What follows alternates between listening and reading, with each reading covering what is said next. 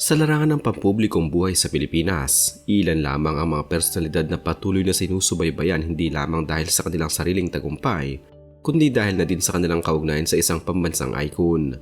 Isa sa mga kilalang personalidad na ito ay si Jinky Pacquiao, ang asawa ng pambansang kamao na si Manny Pacquiao.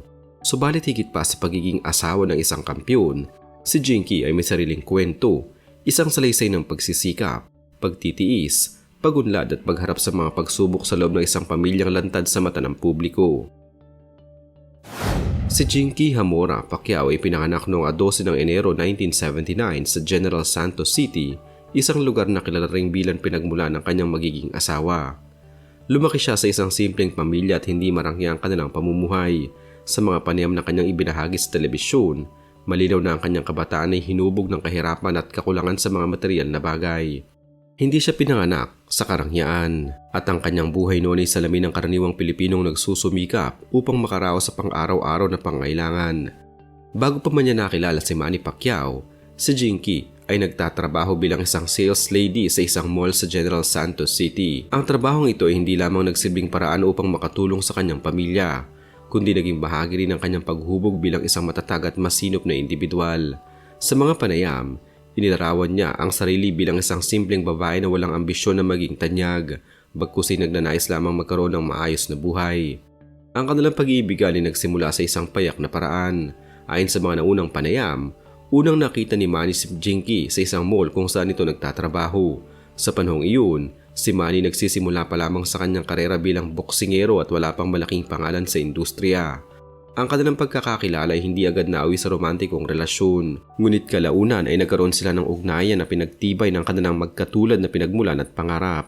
Ang kanilang relasyon ay dumaan sa maraming pagsubok, lalo na't parehong wala pa silang sapat na yaman at katatagan sa buhay. Gayunpaman, pinili nilang manatili sa isa't isa sa kabila ng mga hamon. Ipinakita sa kanilang kwento na ang pundasyon ng kanilang relasyon ay hindi nakabatay sa kasikatan o kayamanan kundi sa pagtitiwala at suporta. Ikinasal sina Jinky at Manny Pacquiao noong taong 2000. Sa panahong iyon, hindi pa ganap na sumisikat si Manny at ang kanilang buhay mag-asawa ay malayo sa marangyang pamumuhay na kilala sa kanila ngayon. Ayon sa mga salaysay ni Jinky, naranasan nilang mamuhay sa simpleng buhay kung saan minsan ay kulang pa ang kanilang kinakain. May mga pagkakataon na umaasa lamang sila sa kung ano ang kayang kitain ni Manny sa kanyang mga laban. Sa kabila ng kahirapan, hindi nawala ng pag-asa si Jinky. Sa halip, naging sandigan siya ng kanyang asawa sa panahon ng pagsubok. Ipinakita niya ang kanyang kakayahang magtiis at mag-adjust sa sitwasyon, bagay na naging mahalaga sa pagunlad ng kanilang pamilya. Ang kanilang pagsasama ay unti-unting umunlad kasabay ng pag-angat ng karera ni Manny sa larangan ng boxing. Sa paglipas ng panahon, nagsimulang magbuong ang pagsisikap ni Manny sa boxing at kasabay nito ay ang pagbuti ng kanilang kalagayan sa buhay. Sa puntong ito, si Jinky naging isang full-time na ina at asawa na nakatuon sa pagpapalaki ng kanilang mga anak. Nagkaroon sila ng 5 anak, sina Jimuel, Michael, Princess, Queenie at Israel. Ang pagpapalaki sa kanilang mga anak ay hindi naging madali, lalo na't palaging wala si Manny dahil sa kanyang mga laban at training. Si Jinky ang nagsilbing pangunahing tagapangalaga ng kanilang mga anak. Sa mga panayam, inilarawan niya ang kanyang sarili bilang isang hands-on na ina na nagbibigay prioridad sa disiplina at moral na paghubog sa kanyang mga anak. Hindi naging perpekto ang kanilang pagsasama. Sa ilang ulat at panayam, inamin ni Jinky na dumaan sila sa mga pagsubok sa kanilang relasyon. Kabilang na ang mga isyu ng katapatan. May mga pagkakataon na kinailangan nilang harapin ang mga isyong maaaring makasira sa kanilang pamilya. Gayunpaman, pinili nilang ayusin ang kanilang relasyon sa pamamagitan ng komunikasyon, pananampalataya at pagpapatawad. Isa sa mga mahalagang aspeto ng kanilang pagsasama ay ang kanilang pagbabalik loob sa pananampalataya. Ayon kay Jinky, naging mahalaga ang kanilang spiritual journey sa pagpapatatag ng kanilang relasyon. Ito ang nagsilbing gabay nila sa pagharap sa mga problema at sa pagpapanatili ng kanilang pamilya. Isa sa mga pinakamatinding usapin na kinaharap ni Jinky ay ang balita tungkol sa umunoy anak ni Manny sa ibang babae, si Eman. Ang isyong ito ay naging tampok sa mga balita at usap-usapan sa publiko. Ayon sa mga ulat, si Eman ay tinuring na anak ni Manny mula sa ibang relasyon bago patuloy ang maitatag ang kanilang pamilya. Sa mga panayam, naging maingat si Jinky sa pagbibigay ng pahayag ukol dito. Hindi siya nagpakita ng galit sa publiko, bagkus ay pinili niyang manahimik at protektahan ang dignidad ng kanilang pamilya. Ang kanyang pananahimik ay hindi nangangahulugan ng kawalan ng damdamin, kundi isang paraan ng pagharap sa issue ng may respeto at pag-iingat. Sa paglipas ng panahon, lumabas ang mga ulat na nagpapakitang tinanggap ni Manny ang kanyang responsibilidad bilang ama. Sa puntong ito, naging mahalaga ang papel ni Jinky bilang asawa. Sa halip na lumikha ng mas malaking alitan, pinili niyang panatilihin ang kapayapaan sa loob ng kanilang pamilya. Ang relasyon ni Jinky kay Eman ay hindi lantad sa publiko, ngunit batay sa mga pahayag at obserbasyon, may tuturing itong mahinahon at hindi puno ng hidwaan. Walang malinaw na ebidensya na sila ay malapit, ngunit wala ring indikasyon ng matinding alitan. Ang ganitong sitwasyon ay nagpapakita ng maturity at kakayahan ni Jinky na ihiwalay ang personal na damdamin sa kapakanan ng pamilya.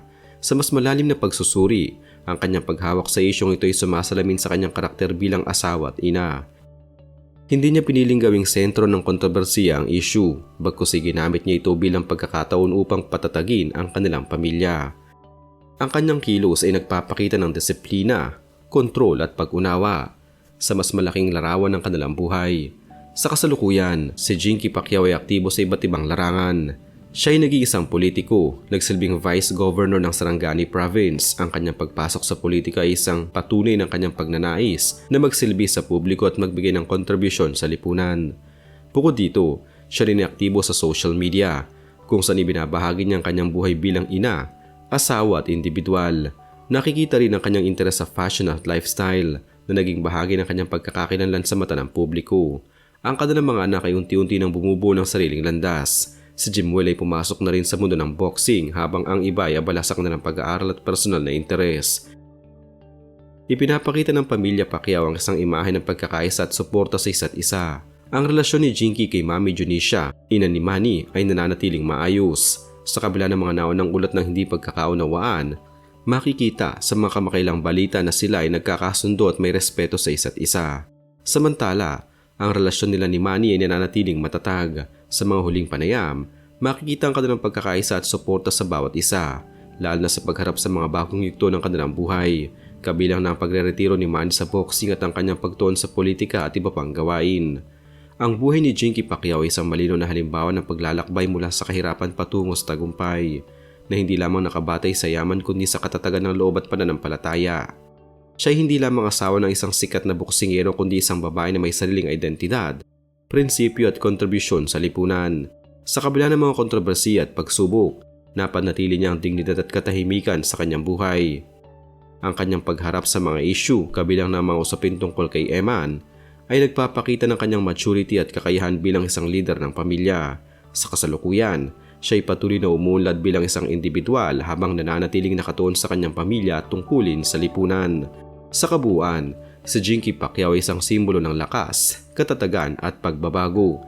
Isang babaeng patuloy na hinuhubog ng kanyang karanasan at patuloy na nagbibigay inspirasyon sa marami.